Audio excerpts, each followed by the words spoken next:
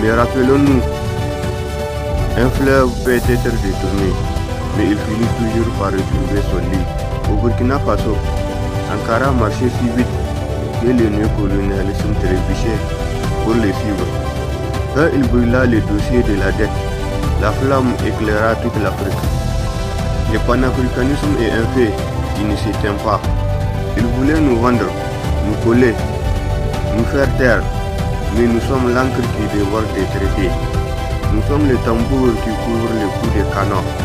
Et demain nous serons l'aube, tout en étant témoins d'éloges, d'actes révolutionnaires d'Harry Mayo, un sacrifice pour la liberté algérienne.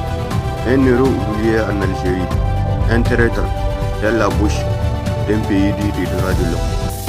Un soldat qui a fait preuve d'un courage inouï face à l'oppression coloniale.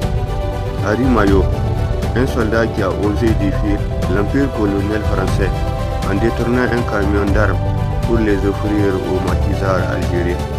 Son geste du 4 avril 1956 fit un coup de tonnerre dans le ciel embrumé de l'Algérie sous domination française. Comme le disait son propre manifeste, ma place est aux côtés de ceux qui ont engagé le combat libérateur. Harry Mayo, un symbole d'unité algérienne au-delà des origines. Mayo a brisé les barrières raciales en proclamant, je cite, « Je ne suis pas un musulman, mais je suis algérien ». Son engagement prouve que la lutte pour l'indépendance transcendait les clivages ethniques. Un message brillant dans une guerre souvent réduite à des oppositions simplistes. Son histoire souvent occultée en France reste un symbole de la résistance anticoloniale.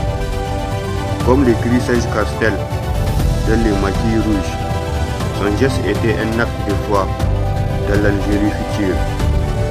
Pas l'Algérie qui se prostitue pour la France et les terreaux. Ils ont cru tuer un traître, ils ont créé un martyr.